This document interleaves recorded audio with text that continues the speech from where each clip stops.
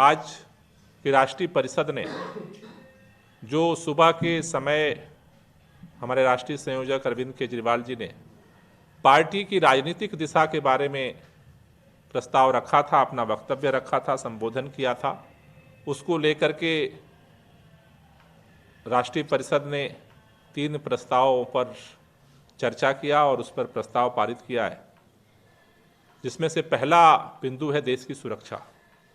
देश की सुरक्षा को लेकर के हम आप सब जानते हैं कि पिछले कई सालों से देश के अंदर राष्ट्रीय सुरक्षा को लेकर के चर्चा हो रही है और हर बार जो चर्चा का केंद्र बिंदु होता है वो चीन होता है।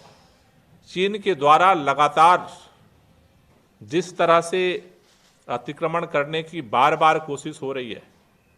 और केंद्र सरकार लंबे लंबे बयान तो जारी करती है, लेकिन व्यवहारिक तौर पर हम देखते हैं कि वो जितना ही अतिक्रमण करने के दुस्साहस करते हैं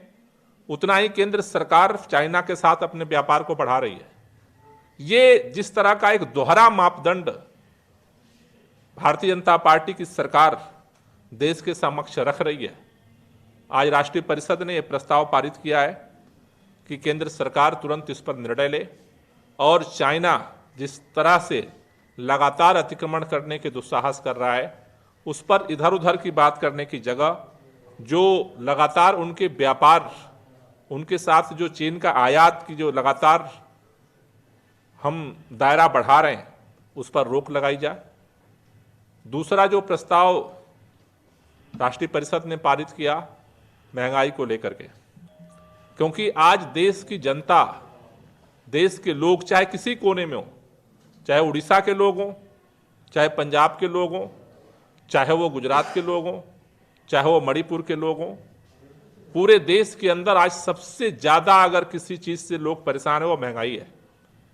और महंगाई को कम करने में केंद्र सरकार पूरी तरह से विफल रही है। चुनाव के समय थोड़ा बहुत लिपापोती की गई, अभी गुजरात के चुनाव बीतते ही फिर दाम बढ़ने लगे, अलग अलग महंगाई के रेट फिर आगे बढ़ने लगे और केंद्र सरकार पूरी तरह से मौन है। जो पिछले दिनों आंकड़े आए जिस पर बार बार भारतीय जनता पार्टी और शीर्ष हमारे माननीय प्रधानमंत्री जी बार बार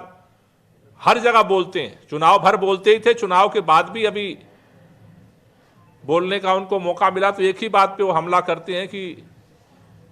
अरविंद केजरीवाल और आम आदमी पार्टी लोगों में रेवड़ियां बांट रही है।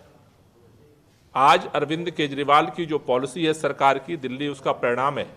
कि पूरे जहां गुजरात में 8% महंगाई की दर है, दिल्ली के अंदर 4% महंगाई की दर है। मुझे लगता है कि ऐसे समय में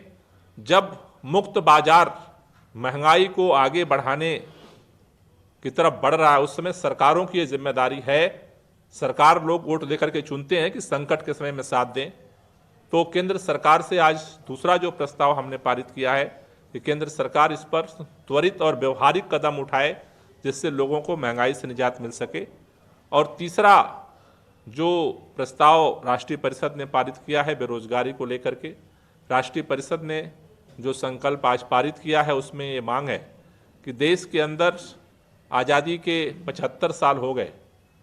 बेरोजगारी हर घर की समस्या है, हर जाति की, हर धर्म, हर क्षेत्र, भाषा, प्रांत के लोगों की समस्या है, लेकिन आज तक देश में राष्ट्रीय रोजगार नीति नहीं बन पाई। तो आज राष्ट्रीय परिषद ने ये प्रस्ताव पारित किया है कि यह मांग रखी है कि देश में राष्ट्रीय रोजगार नीति बनाई जाए। समय सीमा पे जो वैकेंसीज हैं सरकारी, जो खाली पद हैं उनको उनकी वैकेंसी निकाली जाए और इस तरह का एक सिस्टम बनाया जाए कि बिना पेपर लीक हुए भर्तियों को सुनिश्चित किया जा सके। जैसे अभी पंजाब के अंदर आम आदमी पार्टी की सरकार बनी, वहाँ हमने वैकेंसी निकाली भी, 24,000 वैकेंसी निकाली